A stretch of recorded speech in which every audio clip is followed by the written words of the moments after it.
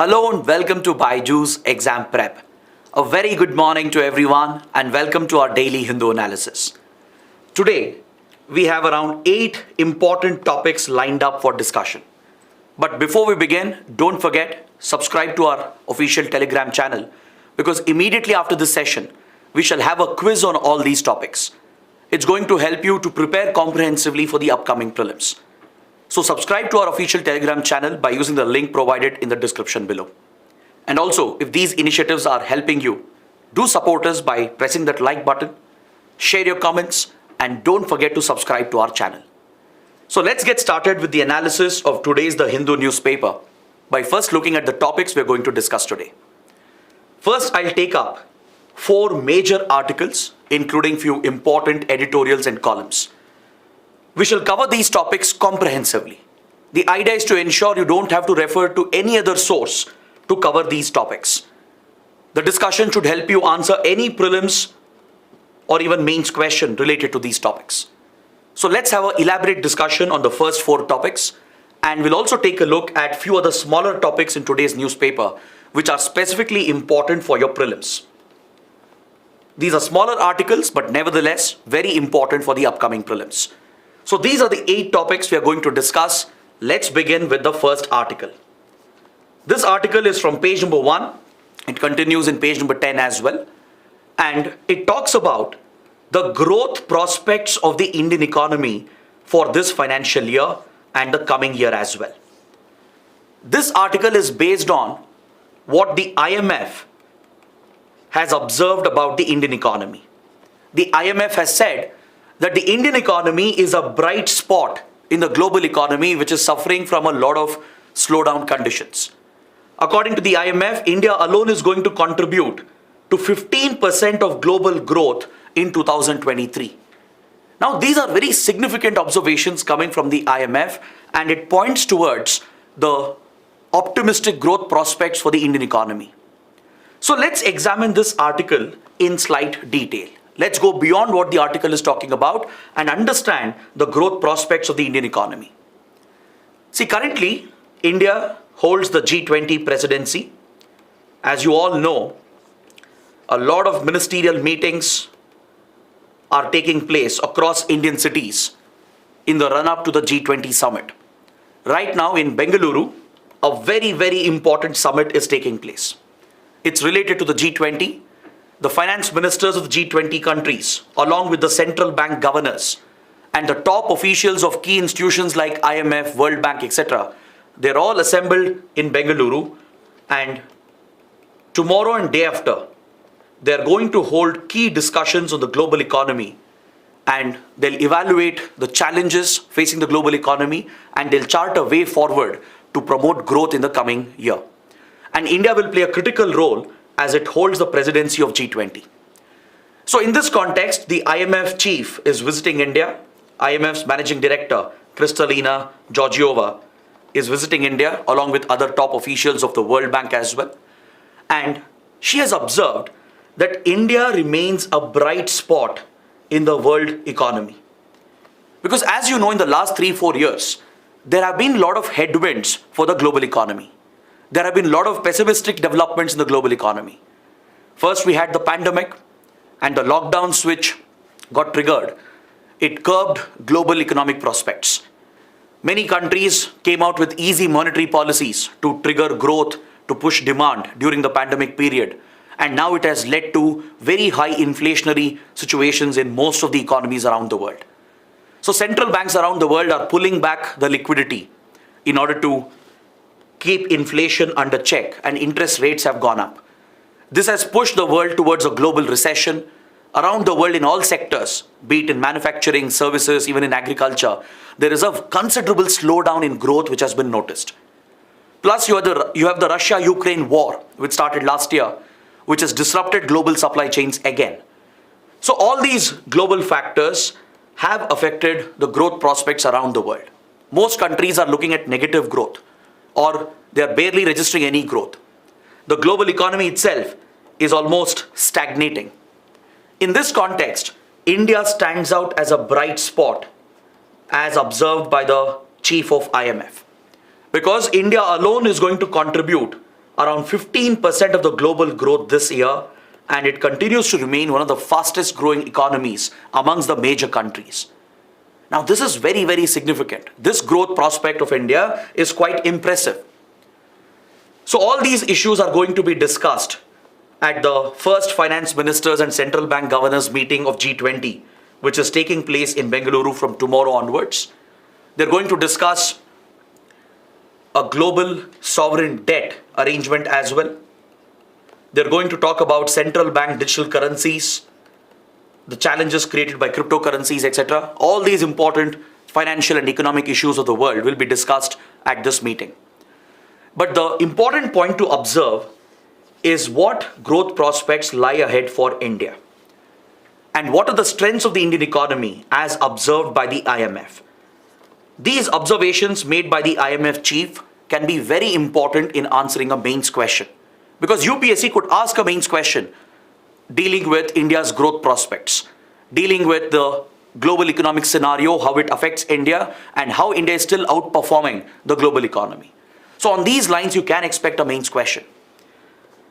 See, the global growth has dropped to 2.9% for this year.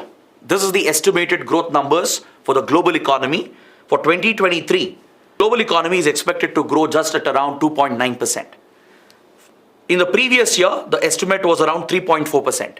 So you can clearly see a contraction. You can see a decline in global economic growth compared to last year. While this is the global economic situation, India is defying all these odds. India is going in the opposite direction. India has registered phenomenal growth numbers, and it is expected to grow at a rate of 6.8% this year, which makes India one of the world's fastest growing major economies. Even in the next fiscal, India is still expected to grow at 6.1%, despite all the external challenges that we are facing. This is exactly what has been pointed out by the IMF.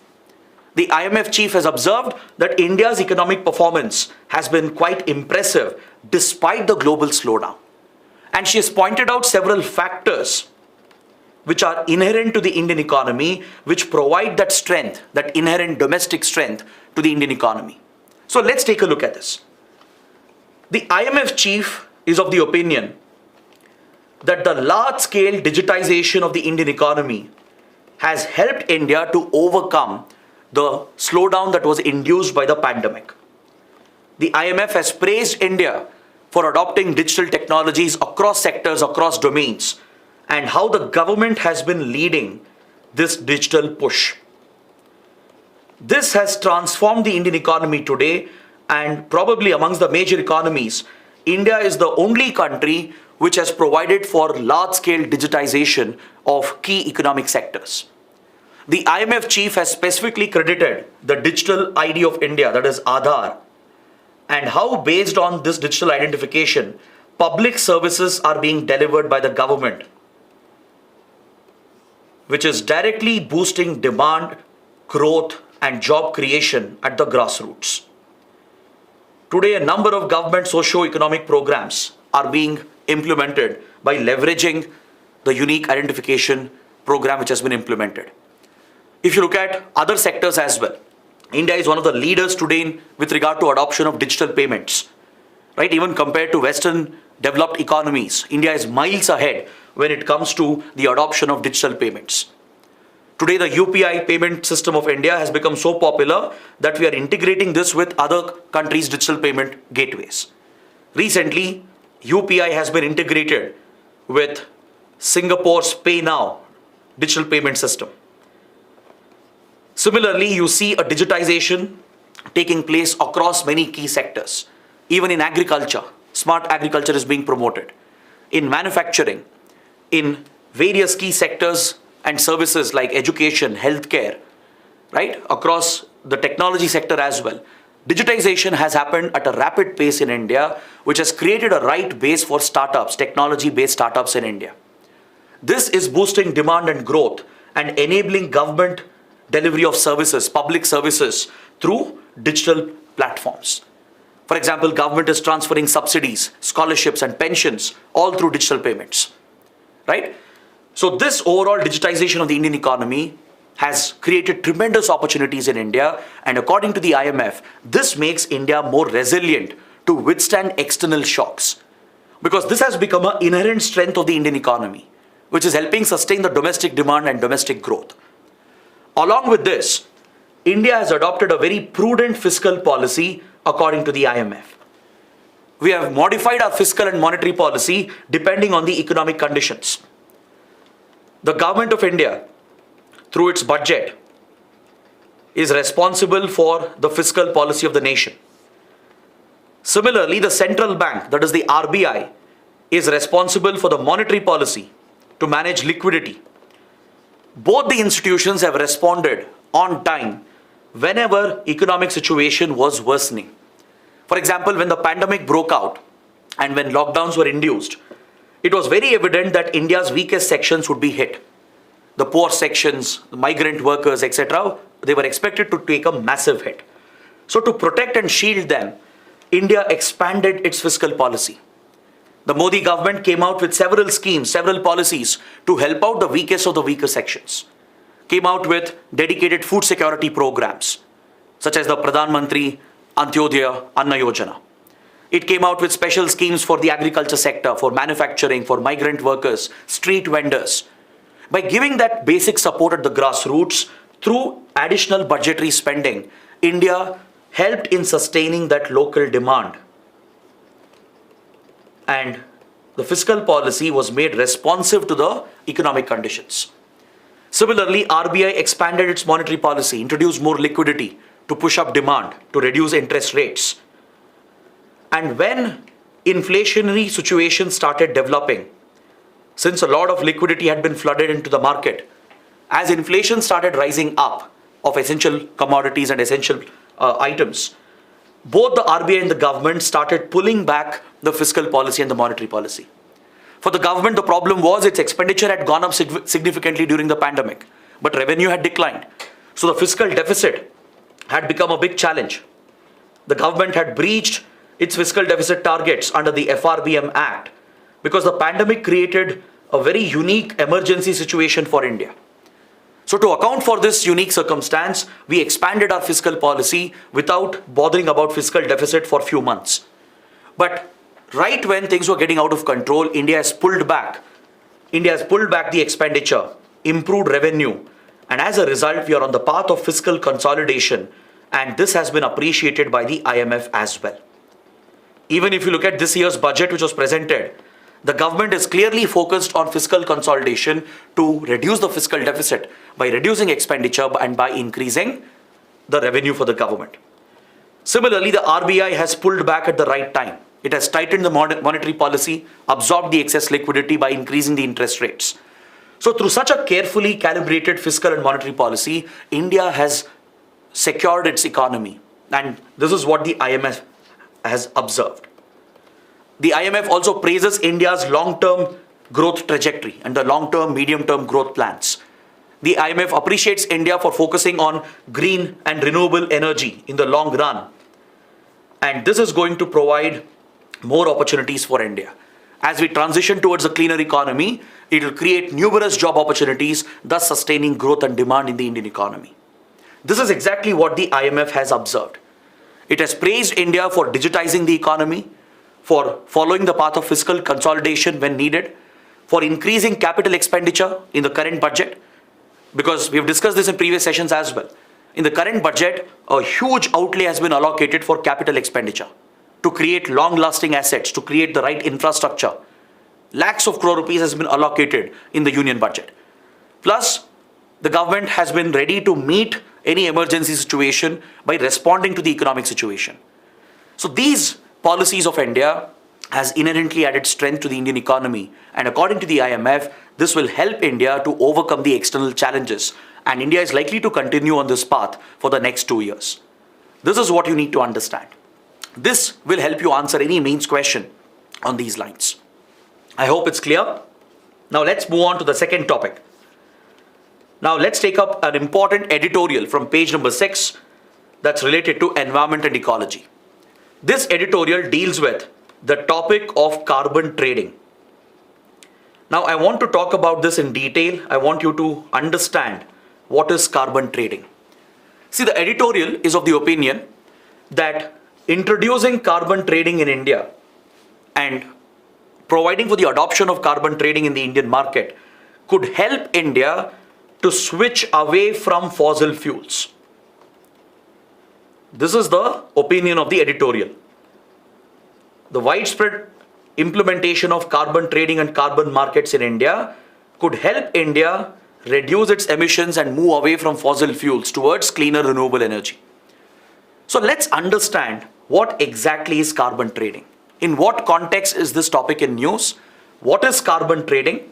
And we need to comprehensively discuss the global scenario with regard to carbon markets. So we can't just stick to the editorial here. We have to go a little beyond this. Look at some important concepts as well. Look at the background as well. So just stay with me for the next 10-15 minutes so we can cover this topic comprehensively. The topic of carbon trading is in news because the government of India is expected to provide more regulatory clarity regarding the carbon market in India. The government of India is looking to roll out carbon trading on a large scale, and it is looking to establish an efficient and well-regulated carbon market. So in this context, it becomes important to understand what is carbon trading and what regulatory framework is India looking at. So let's begin with the basics. I'm sure many of you would be beginners. You may not exactly understand what is carbon trading. So let's break this down. See, just like you trade your stocks in the stock market, similarly, there's something called carbon credit, which is recognized through emission certificates, emission reduction certificates. And this can be treated as a commodity in itself in the market. And these emission reduction certificates, which signifies a certain quantity of carbon credit, it can be traded in the carbon market. Just like you trade your stocks in a stock market, just like you sell and buy shares of a company in the stock market, similarly, you can buy and sell something called carbon credits, and it is carried out through emission reduction certificates. And these trades, they will take place in the carbon market.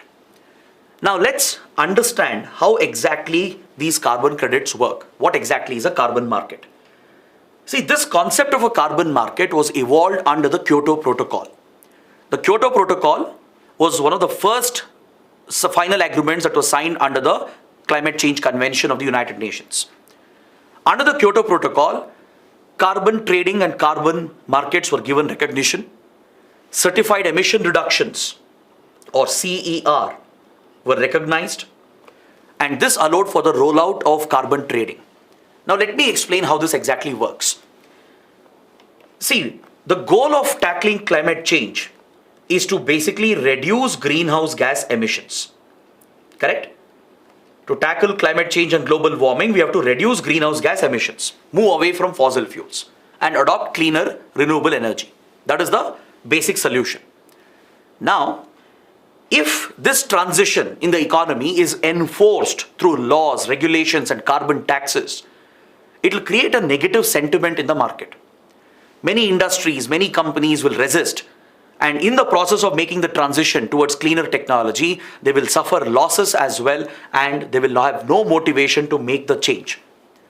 Because carrying out this transition from fossil fuel based economy to clean economy requires a lot of expenditure, not just from the governments but also from the industries. So industries in particular will be hesitant to make that transition. Similarly, many countries may not be exactly interested in making those investments to transition towards a cleaner economy. So in order to incentivize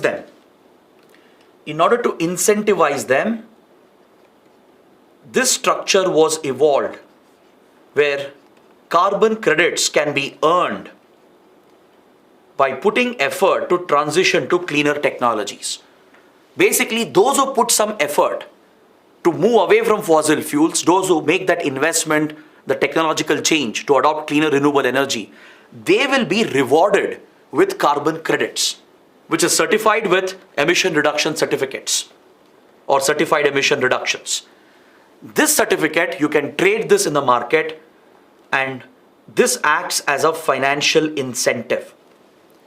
Let's see again with an example how this would exactly work. Now imagine in a particular country, there are emission caps that are placed on industries. For example, steel and aluminum manufacturing industries. For them, an emission cap has been placed by the government. This line here, this dotted line, indicates the emission cap. They are not supposed to breach this emission cap. So now, let's say industry A. This industry, it takes the effort, it puts that effort to transition to cleaner energy. It reduces fossil fuel consumption through better technological changes. It reduces its overall greenhouse gas emissions, and it stays within the allowed limit. So this industry has achieved its target, and still it is left with its carbon budget. So this emission which has been reduced by this industry becomes its carbon credit. For every 1 ton of CO2 which has been reduced by the industry, it will be awarded 1 carbon credit. This will be certified through a emissions reduction certificate or through certified emission reductions. Now, let's say there is another industry, industry B. This industry has not been able to make the changes. It has still relied on fossil fuels. It has not made the transition towards cleaner energy, and it has breached the cap. As you can see, it has emitted more greenhouse gases than it has been permitted. Now, industry B, which is supposed to pay for the damage, can go to the carbon market and purchase the carbon credits from industry A, which is selling its carbon credits. Industry A has achieved a reduction in emissions. It has earned carbon credits. Now this can be sold in the market, which can be bought by other polluters who are breaching their caps. This way, it creates a disincentive for the companies to, if they breach the emission caps. It will also incentivize the companies and the industries to focus on making the transition, so that they'll get rewarded financially. They can sell the carbon credits and make profits out of it. So this is the whole model. It is a market-based model.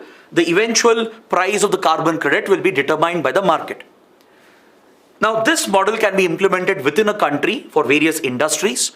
It is also implemented at a global level as well with regard to developed and developing countries.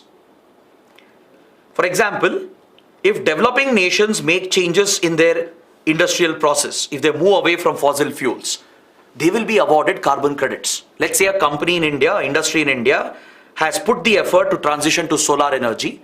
It has brought down its emissions. It would earn carbon credits, and it would be certified through a emission reduction certificate. Let's say there is another industry in Europe, in a European country.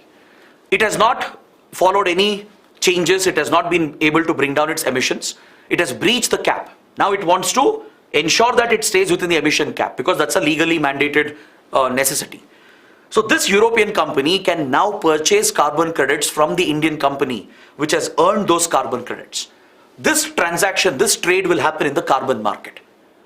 This is a way of incentivizing and disincentivizing climate action efforts. It will disincentivize the polluters who are breaching their emission caps, because they'll be mandated to offset their emissions by purchasing carbon credits from those who have managed to reduce emissions. So that way they will be rewarded. Those who reduce emissions, they'll be rewarded with financial incentives. Those who polluted beyond the allowed limit, they will pay a penalty. This is the whole concept of carbon trading and carbon markets. Now, India has tried to introduce the carbon market model. Recently, we have amended the Energy Conservation Act of 2001. Just last year, in 2022, in December 2022, the Parliament has passed an amendment bill which has amended the Energy Conservation Act of 2001. This basically enables the government of India to set up carbon trading schemes and carbon markets in India and push few designated industries away from fossil fuel dependency. It can mandate metallurgical industries, highly polluting industries, to move away from fossil fuels, adopt cleaner technologies, and emission caps can be placed on them. So those who breach the cap, they will have to purchase carbon credits from the other industries which have actually reduced emissions and they have earned carbon credits. So to introduce this model in India, the Energy Conservation Act was recently amended, and this would help India to meet its climate action targets. Prime Minister Modi has committed to the Climate Change Convention during the Glasgow Summit of 2021 that we are going to reduce our emission intensity by 45%, and in the next few years, by 2030, we are going to have 50% of our electricity being generated through clean and renewable sources. Currently, almost 60% of our electricity is produced through thermal power plants. All right. So the idea is to transition away from such polluting fossil fuels, reduce the share of fossil fuel-based electricity, and transition towards cleaner, renewable forms of energy such as solar, wind power, etc. To achieve this goal, we need to push our industries. We need to incentivize the achievers, disincentivize the polluters. So to enable this carbon trading scheme and to create a carbon market, the legal framework is being put in place. The Energy Conservation Act has been amended for this purpose, which provides the necessary legal powers to the central government.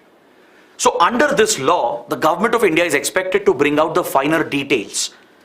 India is expected to bring out the regulatory framework this year. That is why this editorial has been brought out by the Hindu. Now see, we were looking at the positive side of carbon trading and carbon markets. But there is a criticism here as well. And that is something you need to understand. The criticism is that when carbon trading is promoted, it may not exactly result in reduction of emissions on the scale of the overall economy. Because you are basically allowing the polluter the right to pollute. I'm sure some of you would have already seen this.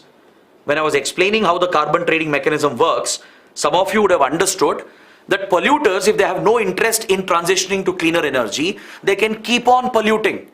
They just have to pay for it. They just have to purchase carbon credits from other industries, other countries who are actually making the transition. So this is just an offset. Now imagine a large developed country like the United States. It has no interest, let's say it has no interest in making the change. It has no interest in investing extra money to transition towards cleaner economy.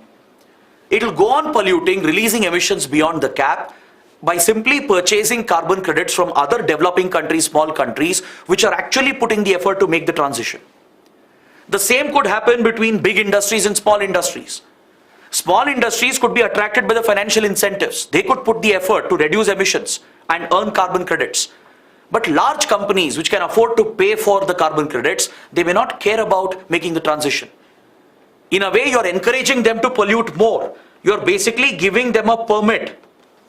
They just have to buy this permit, which is basically buying carbon credits in the carbon market. And with this, they get the right to pollute. They can breach the cap, even increase their emissions without putting any dedicated effort to transition towards a cleaner economy. So this could be one of the disadvantages. Critics point out that this mechanism is not very effective. You're not achieving an overall reduction in emissions. Basically, someone else is reducing emissions and someone else is increasing their emissions and purchasing that carbon credit to offset their emissions. So in net terms, you're not really reducing your emissions, according to the critics. This is where we need to see the global framework and the global arrangements. See, even the UN Framework Convention on Climate Change, the Climate Change Convention of the UN, and the Paris Agreement, which basically replaced the Kyoto Protocol, they recognize carbon trading and carbon markets as an effective mechanism to reduce emissions. There is global acceptance today for carbon trading and carbon markets. This was reiterated at the 2021 Glasgow Climate Change Summit as well. So carbon trading, carbon markets are gaining a lot of popularity. In fact, already a stable market has been created in Europe, in European region. European countries have already set up a carbon market which is functioning quite effectively from 2005. This is where developing countries like India have to provide more clarity. India is still a little new to this. We have tried the experiment on a smaller scale, but we haven't implemented carbon trading on a national scale. So we need to bring out the legal regulatory framework to provide clarity to the policy makers, to the industries, to see how India is going to progress towards a cleaner economy. See, this mechanism was already recognized at the global level under the Clean Development Mechanism, or CDM, of Kyoto Protocol. It was part of Clean Development Mechanism of Kyoto Protocol where certified emission reductions were introduced, which is a unit of carbon credit, right? So this mechanism is being taken forward by the Paris Agreement, and the global community is working towards creating a global carbon market. Now, if you look at the European context, the European Union has introduced the emissions trading systems, ETS, where the government has placed emission limits, emission caps on certain highly polluting industries. Few industries like steel, aluminium, etc., they have been placed under emission caps. If they breach the emission cap, they have to buy carbon credits, which is a penalty on them. It's a disincentive for them. For other companies, it is an incentive to transition to cleaner fuels, so they can sell their carbon credits. So in the European market, carbon credits have been functioning quite well since 2005. But however, the concern is polluters are getting a right to pollute through this permit. Just by purchasing carbon credit, they are getting this as a permit to pollute more without taking any necessary action. So this is where India has to consider the pros and cons of carbon trading. We have to learn from the European example and adopt the best practices which are suited for India. Carbon trading definitely has great potential to push the industry towards adopting cleaner energy. There is no doubt. It's a great way of incentivizing the transition. But there are certain shortcomings. It should not become a permit for polluters to pollute more. This has to be addressed by India. This is where India has to draw lessons from its own experience. We should also draw lessons from the European experience. India has implemented carbon trading and carbon market on a small scale. It's called the PAT scheme, the PAT scheme, Perform, Achieve and Trade scheme. Under this scheme, 1,000 industries were targeted by the government. These 1,000 industries were encouraged to perform, which basically means invest in transitioning to clean energy. By making these investments, what do you achieve? You achieve a reduction in your greenhouse gas emissions. By reducing your greenhouse gas emissions, you earn carbon credits. And then you trade these carbon credits in the carbon market to make profits, to increase the revenue for the company. So this scheme, which was tried out on a pilot basis, is called PAT, Perform, Achieve and Trade. Under this scheme, studies have shown that since 2015, we have achieved a reduction in emissions of around 3 to 5%, which is quite significant. The pilot project has given success for India. From 2015, we have noticed a reduction in emissions in these 1,000 industries, amounting to an average of 3 to 5% reduction. Now, if you look at the European carbon trading scheme, the ETS scheme that European Union has implemented, since 2005, 35% emission reduction has been achieved during this period, between 2005 and 2019. This is one of the oldest carbon trading schemes in the world. It's been operating since 2005 because European countries took up this responsibility very seriously under the Kyoto Protocol. They started implementing the Clean Development Mechanism since 2005 itself, where they mandated their companies to buy carbon credits. They placed emission caps on their companies. So by doing this for almost 2 decades, European countries have achieved an overall reduction in emission intensity in the last couple of decades. So there are some positives here, but there is a concern that it could become a license, a permit for polluters to pollute more. So India has to keep all these factors in mind, and we have to come up with a meaningful regulatory framework so that we can make the best, we can draw the best benefits out of carbon trading and carbon market mechanism. So this is the argument that the editorial is making. The editorial says India has great opportunity to use carbon trading and carbon markets to move away from fossil fuels and adopt non-fossil fuels. It will help achieve our climate action targets under the Paris Agreement.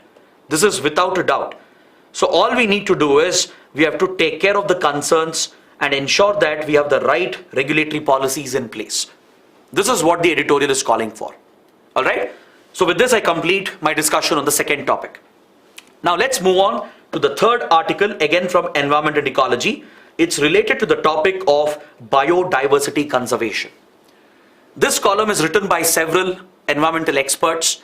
They argue that India has a great opportunity to become a biodiversity champion. They refer to some recent initiatives of India which are focused on biodiversity conservation, and they say that India could emerge as a global champion in protecting and conserving biodiversity. So let's understand this argument further by looking at the premise of the column. Let's also move beyond the article, understand few basic concepts, and then discuss what the writers are arguing. See, in this year's union budget, we have discussed in previous sessions that a lot of emphasis has been given for the concept of green growth, that is sustainable growth, which is less polluting, which is cleaner, which is environment friendly, and which takes care of biodiversity concerns. If you look at the union budget, there are 7 pillars, the Sapta Rishis, which have been identified by the government of India, and one of the key pillars of the union budget is green growth. Promoting green growth initiatives, that is conserving our environment, protecting our biodiversity while promoting growth. We need to balance both the objectives, because see, generally growth and conservation, they are seen as objectives which are opposed to each other. Because if you blindly focus on growth, it will end up compromising your environment, your biodiversity, your conservation efforts get compromised. Because to promote growth, you have to exploit your resources. It's also believed if you just focus on conservation, if you blindly focus only on environment conservation, biodiversity conservation, you will end up compromising your economic growth. So both situations we can't afford. We need to strike a balance, right? We need to find that middle ground. And this is nothing but the concept of sustainable development, where you balance your growth priorities with your conservation priorities. Both are equally important. You can't neglect your economy. You can't neglect your welfare objectives, socio-economic welfare objectives. Similarly, you can't neglect your environment and biodiversity. So balancing them is the purpose of sustainable development, and this has been made integral to the Indian budget. Green growth has been made a priority. Within the budget, there are many initiatives that are focused on biodiversity conservation and protection. So first, let's understand what exactly constitutes biodiversity. This in itself could be important for your prelims. You can get a basic conceptual question on biodiversity. Biodiversity is nothing but the variety and variability of life that is found on Earth. All the life forms that are found, the animals, the plants, the microorganisms, the variety in each of the species, the variety amongst different species, the variety of ecosystems that are found, right? This constitutes your biodiversity. Biodiversity is nothing but biological diversity, the diversity found in your biological life forms. This is measured at 3 different levels. There are 3 types of biodiversity which is recognized. You have genetic biodiversity, that is within a particular species, there are a lot of genetic variations that provides for diversity to that particular species. Then in a particular ecosystem, there will be multiple species. So species diversity is another factor. Then it's about your ecological diversity, the diversity amongst your ecosystems. How diverse, what kind of varieties are present, how variable they are.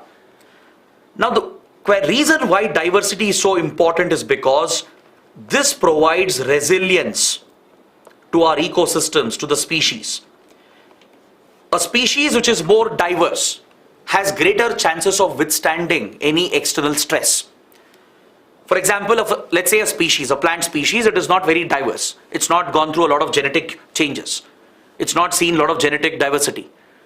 If you promote inbreeding within that plant, right? What happens is one pest or one environmental factor is enough to wipe out that entire species. But if there is diversity in that species, if the genetics have evolved and there is genetic diversity within that plant species, even if there is an external stress, if some individuals are wiped out, the others will survive. Because of the genetic diversity, the others will be able to resist the change. They'll have that immunity to resist the change and they are going to survive. The species is going to survive. Similarly, if there are multiple species present in one ecosystem, even if the ecosystem faces a major threat like climate change, rising sea levels, or a disaster, the ecosystem will survive. Maybe some species could be threatened, but others, the variety of species present here, naturally make the entire ecosystem more resilient. Similarly, ecosystems, if they are diverse around the world, if your land and terrestrial ecosystems, your aquatic marine ecosystems, if they're all as diverse as possible, if there is a lot of variety of life present, they will be able to resist the changes, the stress factors. Even if few are threatened, the others will survive, thus providing natural resilience. So biodiversity is essential for continuation of life on Earth. Without diversity, life on Earth will come to an end. Diversity is absolutely essential for that. And hence, you need to protect the variety of life forms that we have. Be it insects, be it small worms, microorganisms, plants, animals, birds, everything. This is what provides the variety to our living forms on Earth, to the ecosystems on Earth. So biodiversity is all about the variety of life, and hence it's extremely important to protect and conserve biodiversity. This point was illustrated during the recent Convention on Biological Diversity, which was held in Canada. Just a few months back, Canada hosted the Conference of Parties to the CBD Convention, the Convention on Biological Diversity. So here, all the countries, they stressed the importance of protecting, conserving our planet's biodiversity. They have adopted a pledge. This convention brought out the 30-30 pledge, under which around 188 countries have committed to halt and reverse the damage that we have caused to our biodiversity. The focus of 30-30 pledge is to conserve 30% of the land ecosystems and 30% of the oceanic and marine ecosystems. To halt the damage which we have caused and to reverse the changes, to restore our biodiversity in both land and marine ecosystems. So that is why it's called the 30-30 pledge, because it hopes to conserve 30% of our land area and 30% of our marine ecosystems. It helps in protecting your biodiversity hotspots. Now you look at India, for example. India is home to around 17% of the global human population. We account for around 17% of the global area and in terms of biodiversity hotspots, and we have a number of species, a variety of species present in India. India is a home to very rich biodiversity. But the concern is we have a number of biodiversity hotspots in the country. What do you mean by a biodiversity hotspot? It is defined under the Man and Biosphere program of the UNESCO. A biodiversity hotspot is such a region, it's such an ecosystem which is rich with biodiversity. It has a great variety of life. But the problem is, it is under threat. It is facing a serious threat because of human activities, because of deforestation, urbanization, and hunting and poaching. Biodiversity is being threatened in these critical ecosystems. So such biodiversity areas which are blessed with biodiversity but being threatened, they are recognized as biodiversity hotspots. It's a hotspot because it's under threat. So India is home to 4 such hotspots, including the Western Ghats, the Eastern Himalayas stretching from Jammu and Kashmir to Arunachal Pradesh, the Indo-Burma biodiversity hotspot that stretches across Myanmar and other Southeast Asian countries. It extends to Northeast India as well. And the Sundaland hotspot that covers parts of Indonesia, Malaysia, and the Borneo Island. It extends towards our Andaman and Nicobar Islands as well. So these are the 4 biodiversity hotspots present in India. Western Ghats, Eastern Himalayas, Indo-Burma and Sundaland. Right? So either entirely or partially, these hotspots are present in India, and it's a priority for the Indian government to conserve and protect our biodiversity. This vision, this objective is reflected in this year's budget.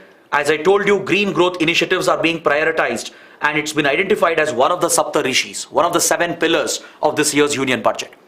Several important schemes have been launched by the government aimed at biodiversity conservation. So let's take a look at them. The government has emphasized on green growth, and it has launched the National Mission for a Green India, through which forest cover will be increased, afforestation will be promoted, in order to protect our degraded lands, in order to reverse land degradation and desertification, to protect the forested lands and ecosystems, the terrestrial ecosystems. Afforestation is being promoted under the National Mission for a Green India. Next, a green credit program has been launched. As we were discussing, it refers to the carbon credit market to incentivize sustainable actions by companies, communities, etc. The idea is to promote our industries, promote our local communities, to practice sustainable environment-friendly practices for which they will be rewarded through green credits. So the green credit program is being rolled out and it's been prioritized under the union budget. Next, the Mishti program, the Mangrove Initiative for Shoreline Habitats and Tangible Incomes. It's a critical initiative announced in this year's budget to protect the mangrove ecosystems. Mangroves play a critical role. They are part of wetland ecosystems. They are found along the coastlines and they play a vital role in the environment and also with regard to the economy. Local coastal communities are heavily dependent on the mangroves for their livelihood. And mangroves have undergone a lot of adaptations. They are very diverse. They host a lot of diverse life forms, including variety of fishes, migratory birds, etc. Wetlands are known as natural carbon sinks. They have tremendous potential to sequester carbon, remove carbon from the atmosphere. They also act as natural buffers and provide us protection against natural disasters such as cyclones and tsunamis. So mangroves are critical for the coastal economy and for the coastal environment, and hence the Mishti program has been launched. Next, PM Pranam scheme, Prime Minister Program for Restoration, Awareness, Nourishment and Amelioration of Mother Earth. Through this, the government is focusing on soil-friendly farming to discourage chemical fertilizers, synthetic pesticides, which are harmful to the environment, which are harmful to the soil, to the water systems, to the groundwater table. The government is looking to push organic fertilizers, natural methods of farming, and to push our agriculture away from chemical and synthetic fertilizers and pesticides. Then Amrit Dharohar scheme to monitor the biological wealth of the country, especially to encourage the optimal use of our wetland ecosystems, enhance the biodiversity and carbon stock, and promote ecotourism. This scheme is again very important as it involves the local communities in the conservation efforts. I'll just give you one example here. As part of the Amrit Dharohar scheme, in Uttar Pradesh, a very important wetland called Haidarpur. It's a Ramsar site. It's recognized under the Ramsar Convention. Recently, this important wetland, this wetland of international importance, was protected and conserved by the Ministry of Environment, Forest and Climate Change. It was facing a major challenge with regard to dropping water levels, and this issue was addressed by the Environment Ministry. This was done to protect the migratory fowl birds, which are integral to the Haidarpur wetland in Uttar Pradesh. This is a positive example, a successful example of how India is looking to protect and conserve its critical ecosystems and thus protect and conserve the biodiversity and the life forms which are present in India. So going forward, what should India do? What's the way forward? We have taken the right steps. We are all set to become the champion of biodiversity conservation. So what should we do going forward? The government has to ensure that all these schemes are implemented based on scientific evidence. You have to thoroughly examine the sites for conservation. There should be scientific data to back the conservation programs, the methods which are being used to conserve these ecosystems and biodiversity. It can't be irrational mechanisms. It can't be illogical methods which are adopted. So science-based, evidence-based initiatives have to be taken up under these programs. Then more importantly, we have to provide for people participation. Local communities, tribal communities, nomadic communities, they play a critical role in conserving and protecting the environment and biodiversity. They have a lot of traditional knowledge. We need to make use of their traditional knowledge and practices, and this should be integrated into our conservation plans. You should not exclude the local community. The government alone cannot do this. Tribal communities, nomadic communities and local people have been conserving their own environment biodiversity from centuries. So they possess traditional knowledge and traditional practices. This is something we should integrate with our schemes and programs. And finally, the National Mission on Biodiversity and Human Well-being. which has been approved by the Prime Minister's Science, Technology and Innovation Advisory Council, has to be launched immediately. This mission is designed to protect biodiversity conservation at a national level and promote human well-being in the country. It links biodiversity conservation with socio-economic welfare. This scheme has been approved, but it has to be implemented. It has to be launched and implemented by the government. So these are some suggestions that we can provide to suggest how India can become a champion in the global community with regard to biodiversity conservation. So another very important topic for your mains, especially for your essay paper. Now moving on to the fourth topic, it's from history. Very, very interesting article on page number 8 that refers to the Keeladi excavation site in Tamil Nadu. The Keeladi excavation site, when it was discovered in 2015, it triggered massive interest. It generated a lot of hype and interest across the country and across the world. Because the excavations which are going on here, the archaeological findings which are happening here, it's going to change the very understanding of India's history. This important archaeological site is present near Madurai, the historic temple town of Madurai. Keeladi is a small hamlet, a small village in the Sivaganga district of South Tamil Nadu. You can see in the map here. It's located just few kilometers away from the temple city of Madurai, the heritage city of Madurai, and it's located on the Vaigai river. It's a very, very important fact for your prelims.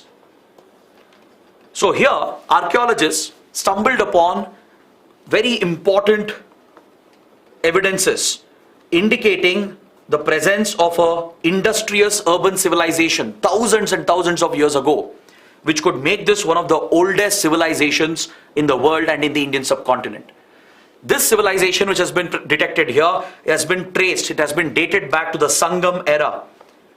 The Sangam era which flourished on the banks of the Vaigai river in southern Tamil Nadu in the period between 6th century BC to 1st century AD. Roughly the sites which have been excavated here and the items which have been found here, the fossils, they have been dated back to this period which corresponds to the Sangam era.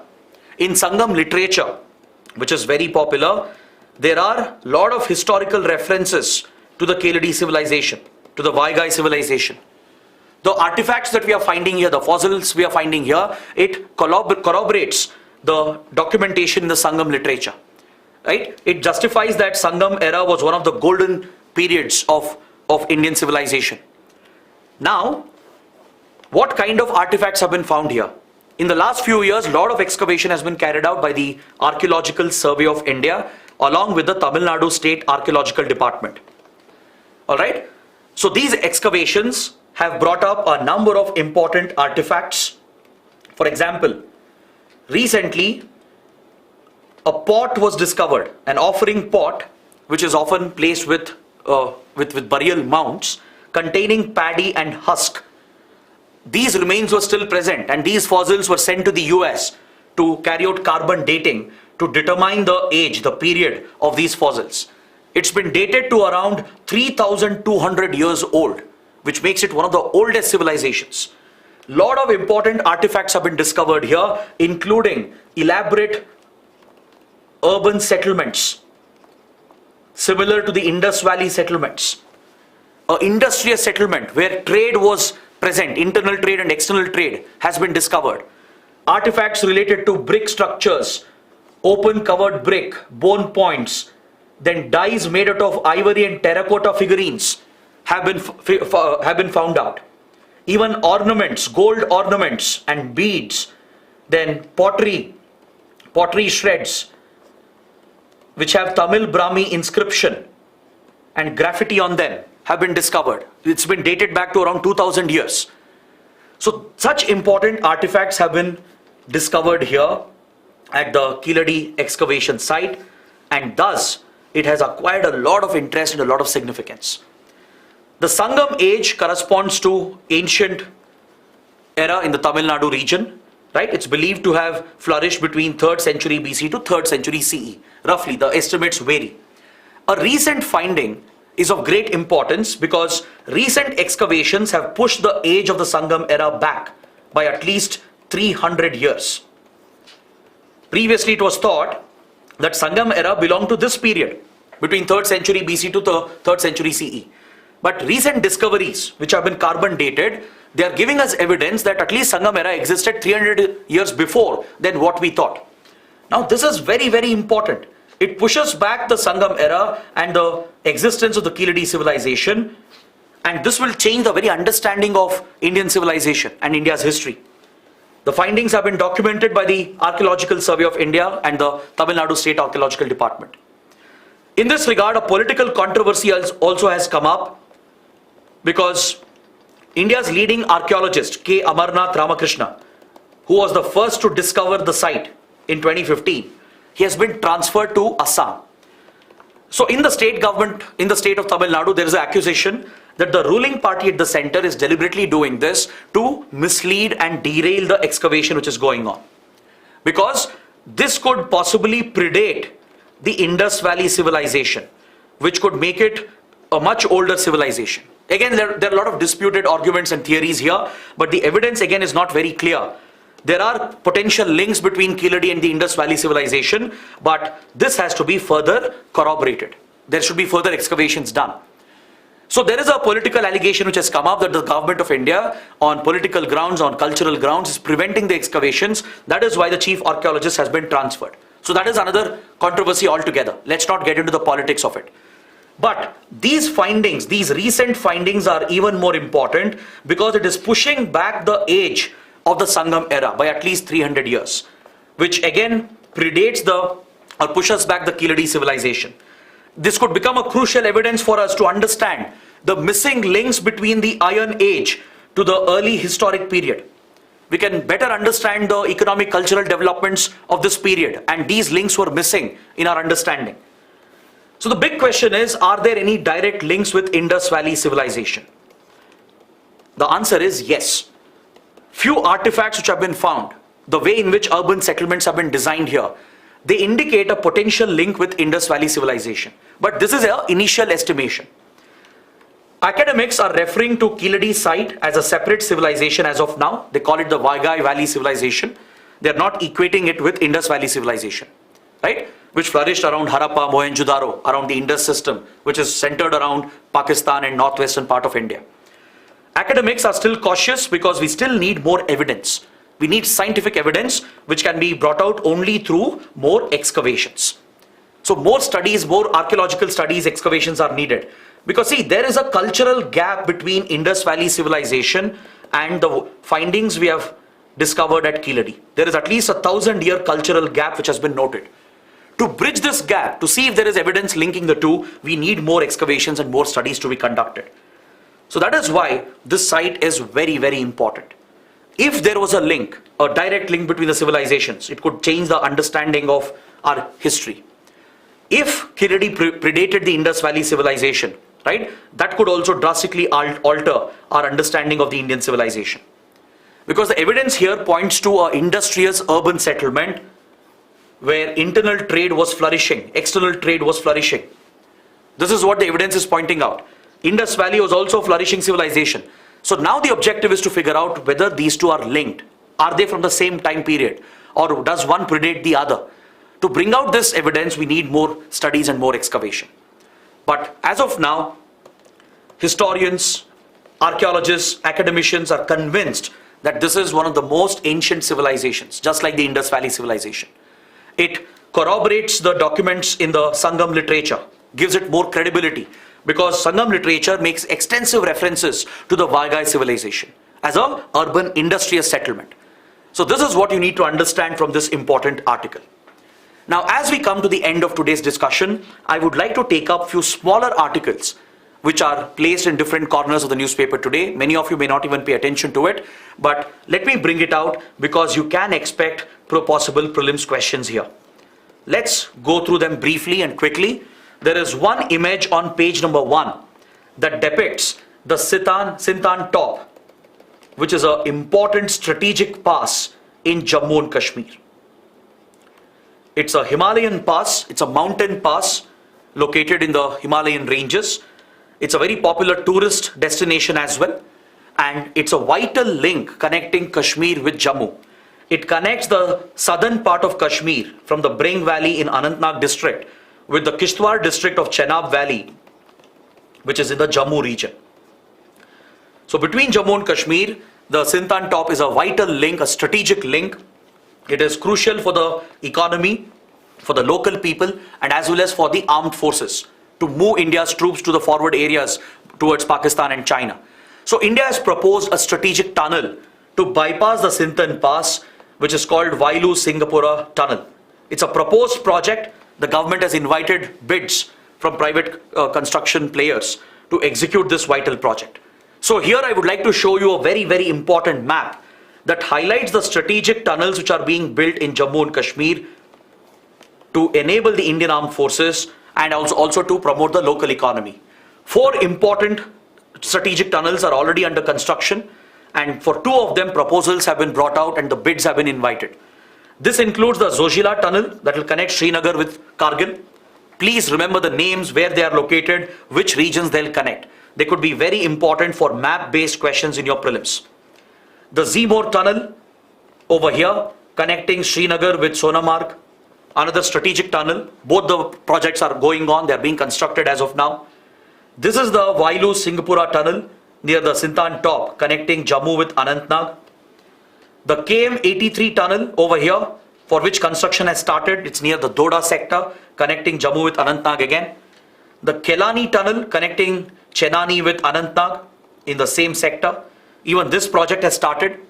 And the other project which has been proposed is the Shuddh Mahadev Dranga tunnel connecting Jammu with Anantnag. So 4 projects have started, 2 are yet to begin, and these are the strategic tunnels India is building to shorten the distance. They are centered around NH44 and NH244.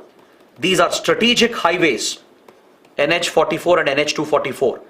They are of great strategic importance for the Indian Army and the Indian Armed Forces as we face a serious threat from Pakistan and China. It is vital for the local economy as well. So that is why these important locations are very relevant for your prelims. Next, a topic from art and culture related to Mohiniyattam. A very popular artist and exponent, Kanak Rele, has unfortunately passed away. She is one of the exponents of Mohiniyattam. So in this context, it becomes important to just know the basic facts related to Mohiniyattam. You can get a basic straightforward question in prelims from art and culture. As you know, Mohiniyattam is a classical dance form that traces its origin to Kerala. Right? From Kerala, you have 2 major classical dance forms. Kathakali is the other one, and Mohiniyattam. Mohiniyattam, the word Mohini here is drawn from the feminine form of Lord Vishnu. It refers to the feminine form of Lord Vishnu. The word exactly means the dance of Mohini, the dance of the feminine version of Lord Vishnu. So this dance is very elegant, as you can see in the image here. In this dance form, there are no sudden movements, there are no rapid movements, rhythmic movements. It's a very smooth, elegant gliding movement which focuses more on facial expressions. Is that clear? The tradition of Mohiniyattam is based on Bharata Muni's Natya Shastra. That's the underlying tradition. And this tradition is believed to be at least 700 years old, 7 centuries old. It is based on Natya Shastra's Yasya style. Bharata Muni Natya Shastra's Yasya style. These facts are very, very important. The movements in this dance form are very gentle and glide-like, as I pointed out. It has very little rhythmic and terse and rigid steps. There is more emphasis on facial expressions and hand gestures. This dance form is generally practiced only by women. Mohiniyattam is usually limited to women. Usually. Kathakali, on the other hand, is usually practiced by men. Alright? See, in modern times, both men and women practice both forms, Kathakali and Mohiniyattam. But traditionally, Mohiniyattam was largely limited for women, whereas Kathakali was largely practiced by men. And one of the earliest historical references of this dance form can be found in Vyava Har Mahala, which is a 16th century text written by Narayanan Nambudri. Another important fact, just go through these points, remember them. You never know, you can expect a direct prelims question. Because Kanak Rele was a very, very prominent artist and exponent of this art form, and she has passed away. So based on that, you can expect a basic question on Mohiniyattam. Another small topic from page number, I think you have to correct the page number here. It is page number 8, not 5. It's related to international relations. I want to help you understand an important region called the Sahel region, the African Sahel, which is in news. Because the Hindu has carried a column referring to the rising Islamist insurgency in the African Sahel. In the last 10 years, radical insurgency terrorism has increased in the African Sahel, and this region refers to this part of Africa. It's located in the sub-Saharan region, stretching all the way from the Atlantic Ocean towards the Red Sea. Sahel region includes all these countries: Eritrea, Sudan, Chad, Niger, Nigeria, Mali, Burkina Faso, Mauritania, Senegal, and the others.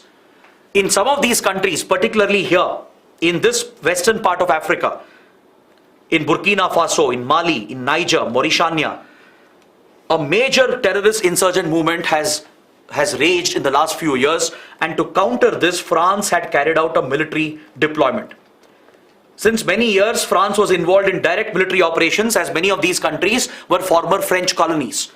Even US and UK were covertly involved. Their intelligence agencies were assisting the military and special forces of France to target these terror groups and insurgent groups. Many of these radical outfits are aligned with Al-Qaeda and with Islamic State. In other countries like Nigeria, you have groups like Boko Haram, which have become quite notorious. So recently there has been a big development. France has withdrawn its military operations from Burkina Faso and Mali. France has not succeeded in these counter-terror, counter-insurgency operations because there are many military authoritarian governments here. They are not cooperating with France and the Western countries. There are allegations of Russian interference. It's been alleged that Russian government, Russian intelligence agencies, and Russia's private armed mercenaries from the Wagner group, they have been hired by the military dictators of these countries to target the terror and insurgent groups and further enable the violence. So France has not made any inroads. It has not succeeded against these insurgents and terror groups. So it has decided to withdraw its operations, military operations from the African Sahel. It has pulled out of Mali. Now it is pulling out of Burkina Faso as well. That's a very big development. All you need to know is what is the Sahel region? What's the concern here? Why is France withdrawing? These basic facts can be helpful in answering a prelims question. Now the last topic for today, another history topic. Today's paper is very, very interesting. Another history topic related to the Bhimbetka site in India. The article says the Dickinsonia fossil found in Bhimbetka is actually an old beehive. So let me just give you the context here. See, Bhimbetka and the rock shelters present at Bhimbetka in Madhya Pradesh, it's one of the oldest prehistoric archaeological sites in India. It's a UNESCO World Heritage Site as well. Recently, researchers, foreign researchers, they had established that they had found a fossil of an extinct animal, a very old prehistoric animal, which is named as Dickinsonia. It's at least believed to be 538 million years old. This species has gone extinct. There are documented evidences of this extinct animal in other sites around the world. But many researchers, archaeologists from India and around the world, they had recently found some evidence in 2021 indicating that this image you are seeing here could potentially be a Dickinsonia fossil. This had generated a lot of excitement within the academic circles. But now this has been countered because it is nothing but an old beehive. Researchers had got this confused. They didn't have enough evidence. Further studies have shown it's not a fossil of this extinct animal. Rather, it is just an old beehive and the traces have been left behind. The wax samples have confirmed that it's actually an old beehive dating back to just few years. It's not a prehistoric fossil. It's not a fossil of this extinct animal. So that is a big news. Now, you need to know about Bhimbetka and the rock shelters here. This could be important for your prelims. The Bhimbetka rock shelters are an important archaeological site present in Madhya Pradesh in central India. It's located in the Raisen district. Alright, as I told you, it's a UNESCO World Heritage Site and it's one of the oldest prehistoric sites which dates back to the Paleolithic, Mesolithic period. It actually serves as a vital piece of evidence to understand the early human history in India, to find evidence about Stone Age starting in the Acheulean times, and the rock shelters have a lot of prehistoric features, including important cave paintings. These cave paintings act as vital evidence, along with other fossils and artifacts which are being discovered here, which could provide us more insight into how humans have developed in the Indian subcontinent. How did we evolve from hunter-gatherers, from nomadic hunter-gatherers to settled agriculture? How did we move towards more settled civilization, focusing on governance, spirituality, etc.? How did we evolve into this stage? So for this, sites like Bhimbetka are absolutely vital. They contain a lot of historical evidence. These are some basic facts you should know about Bhimbetka. You can always expect a history-based prelims question here. So these are the 8 topics that we had today. Very, very important in today's newspaper. Now, as I come to the end of the discussion, please take up the mains practice questions. Go through the questions. I've already discussed the topics in detail. It's related to what I've discussed in the first 2 topics. Please write an answer to this. Answer writing is very, very essential to become better for your mains preparation. Write your answers, post them in the answer writing portal, for which link has been given in the description. And don't forget, as soon as we end the session, there is a quiz on our Telegram channel on all these topics. Go take the quiz. Subscribe to our Telegram channel using the link in the description. Attempt these questions. It will help you revise these topics. It will help you prepare comprehensively for the upcoming prelims. So on this note, I would like to conclude my discussion for today. I hope it was a good, fruitful session. Do let me know how it went. If you liked, if you benefited even a bit, just support us by pressing the like button, subscribe to our channel if you haven't yet, and also comment below. Let us know what you need from our end, what new initiatives you need, how is it going right now, are you happy with the initiatives? Do let us know in the comments. So that is it from our end. Thanks for watching. Have a good day.